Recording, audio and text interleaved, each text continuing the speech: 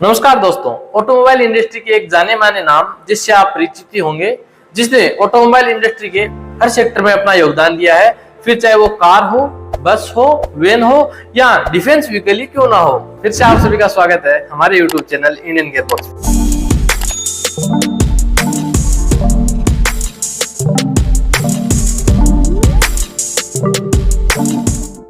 आज के इस वीडियो में हम बात करेंगे एक ऐसी कार कंपनी की जो पूरी तरह स्वदेशी होने के साथ साथ भरोसेमंद भी है। हाँ जी, वो और कोई नहीं, टाटा ग्रुप की company Tata Motors. Tata Group has pioneered multiple industries in India and remains a market leader in most of them. It was Tatas who introduced a number of firsts. The first 8-hour day, the first leave with pay. I would prefer to live with the knowledge I have of upholding the values that we have and that we've tried to uphold through these years, rather than say that I've grown at 3 times the rate that we have. आज की story तो आपको पता ही है कि Tata Motors किस मुकाम पे पहुंच गई है, पर क्या आपको पता है इन सब की शुरुआत कहां से हुई, क्या क्या इसके अंदर अप्स एंड डाउन्स है और कैसे कंपनी ने तिनका जोड़कर आज ये मुकाम हासिल किया है। सबसे पहले टाटा ग्रुप की शुरुआत 1868 में जमशेदजी टाटा ने की।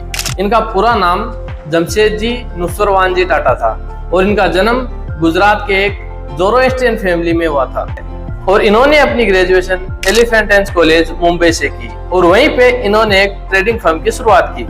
इसके बाद जब ये चाइना बिजनेस ट्रिप पे गए तब इन्हें कॉटन अपॉर्चुनिटीज का पता चला। 1868 में वापस आकर इन्होंने एक ऑयल माइन खरीदी पुरानी, जो कि बंद हो चुकी थी, और उसको कॉटन मिल के अंदर कन्वर्ट कर दिया गया, जिसको बाद में इन्होंने 2 साल बाद बेच भी दिया। उनकी इन्हीं मेहनत और डेवलपमेंट के कारण इन्होंने कई इंस्टीट्यूट और कंपनियों की शुरुआत की और उसके अंदर ताज होटल भी है, जो कि इंडिया की पहली इलेक्ट्रिसिटी वाली होटल थी, और इन्होंने जमशेदपुर शहर भी स्थापित किया और इन्हीं सब के चलते इनको फादर ऑफ द इंडस्ट्री भी कहा गया है। अब वापस चलते हैं अपनी टाटा मोटर्स पर।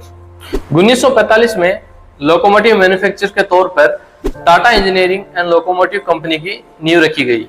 फिर कंपनी ने 1954 में डेलमर एजी के साथ कोलैबोरेशन किया और अपना पहला कमर्शियल व्हीकल लॉन्च किया और यह कोलैबोरेशन 1969 तक चला। 1988 में टाटा मोटर्स ने पहली बार पैसेंजर्स व्हीकल में अपनी रुचि दिखाई और इसी सब के चलते 1991 में इन्होंने अपनी पहली पैसेंजर व्हीकल, जो कि टाटा सियारा थी, उसको लॉन्च किया। उसके बाद टाटा स्टेट, जो कि 1992 में लॉन्च की, टाटा सुमो, जो कि 1994 में लॉन्च की, और फिर 1998 में इन्होंने लॉन्च की सफारी, जो कि इंडिया के अंदर लोगों को काफी ज्यादा पसंद आने लगी थी। इसके बाद 1998 में टाटा इंडिगा लॉन्च हुई, जो कि पहली इंडियन इंडिजीनियस कार थी।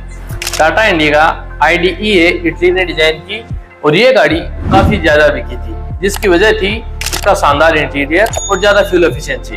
टाटा इंडिका एक हैक बेस थी, जिसको 2018 के अंदर डिसकंटिन्यू कर दिया गया था और उस टाइम इस गाड़ी की प्राइस 4 लाख से 5.5 लाख रुपए के बीच रही थी। इसके 1-2 साल बाद इसका एक अपग्रेडेड वर्जन भी लॉन्च किया गया था, जो कि इंडिगा V2 था।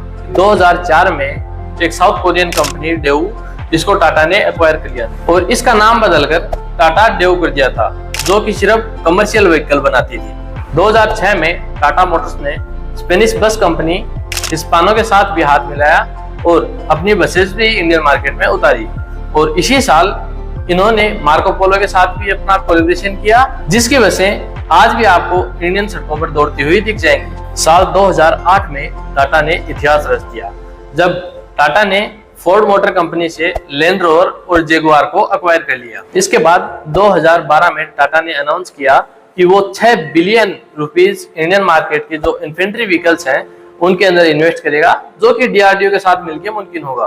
2015 में टाटा मोटर्स ने लियोनेल मेसी को brand ambassador for passengers vehicle announce किया और वहीं 2016 में अक्षय कुमार को कमर्शियल व्हीकल्स के लिए ब्रांड एम्बेसडर घोषित किया।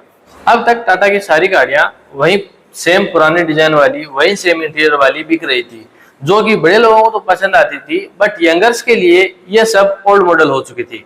और यही वो साल था जिसमें टाटा ने अपनी टियागो लॉन्च की, जो कि पूरे ही नए लुक के साथ, पूरे ही नए डिजाइन के साथ और बहुत ही सारे इंजन ऑप्शंस के साथ हमें इंडियन मार्केट में देखने को मिली थी। उसके जस्ट बाद टिगोर, जो कि सब 4 मीटर एक सेडान थी। टाटा मोटर्स के इतिहास में टाटा को फिर से एक बार बड़ी उछाल मिली और वजह थी इनकी नई गाड़ी टाटा नेक्सॉन। टाटा नेक्सॉन को 2017 में लॉन्च किया गया था और ये गाड़ी अब तक काफी अच्छा परफॉर्म कर रही है। इसके बाद हैरियर और सफारी के अपडेटेड वर्जन्स ने भी टाटा को ऊंची उड़ान बढ़ने में काफी मदद की है। बट टाटा मोटर्स यही नहीं रुकी और इन्होंने अपने सीएनजी और ईवी सेगमेंट्स में भी काफी मेहनत की है, क्योंकि टाटा मोटर्स हमेशा अपने कस्टमर की सेफ्टी और उनके फीडबैक को ज्यादा मायने देती आई है। टाटा मोटर्स का पूरी तरह स्वदेशी होने के साथ साथ इंडियन मार्केट के हर सेक्टर में इन्होंने अपना योगदान दिया है। इसी वजह से इंडिया के अंदर लोगों ने टाटा मोटर्स को इतना प्यार दिया है। बस यही थी टाटा मोटर्स के सक्सेस की स्टोरी, जो कि आज भी उसी चरम पे है। अगर वीडियो आपको पसंद आया हो तो वीडियो को लाइक कीजिए, हमारे चैनल को सब्सक्राइब कीजिए और अपने दोस्तों को भी शेयर करना ना भूलें। धन्यवाद।